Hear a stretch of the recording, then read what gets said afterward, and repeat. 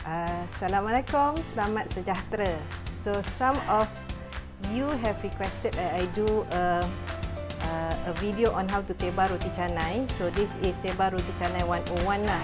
I'm not an expert. I'm actually just started to learn how to tebar roti canai. So I figured that if I can do it, you can do it too. So ni kita nak mendemo ya. So you would have your dough, roti canai dough ready. And then the surface must be orang kata grease lah. You dah grease kan. And then you just put it, nak empas pun boleh. So you just want to flatten the dough. My dough is about 70 grams per dough. Sebab I wanted to get 12 pieces. So my dough is about 70 grams. So kalau you all buat yang per recipe in thermomix tu dapat 10 pieces, yours would be slightly bigger lah, maybe dalam 80 to 90 grams per dough. Macam tu kan. Okay, so you dah apa orang kata, flatten it up on the surface. Satu tangan dekat atas, satu tangan dekat bawah. Macam ni, can you see? Satu tangan dekat bawah. Then you just lift up and hempaskan dia. Then you just move and tarik dekat sini. The pulling is on your hands. Then hempas. Tarik sikit. Stretch it. Then move to the next section. Stretch it. Stretch. Okay, so you keep on pulling and apa orang kata, tebar until you get thin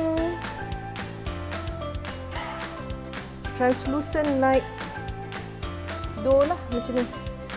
Kalau dah tak nak tebar, you just tarik-tarik lah. Dia kalau you tarik bahagian yang tepi yang tebal ni, make it thin. Then bila kita goreng nanti, dia akan crunchy. Dia rangup lah, dia tak macam liat. Alright, so what I do is normally I would just gather everything up and do it as a sanggol lah, as a snail macam ni. So there you go. So let me do another one.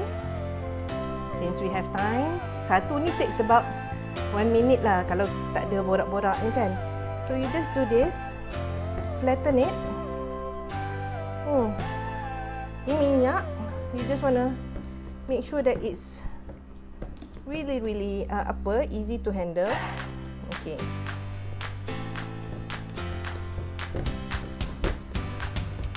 Okay.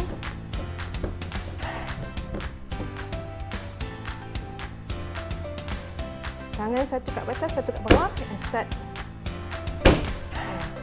You nak macam you hempaskan kain lah.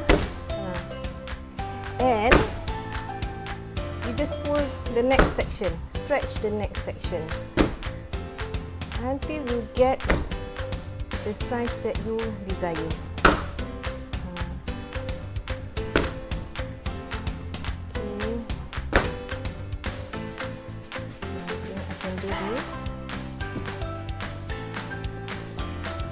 Senang kan?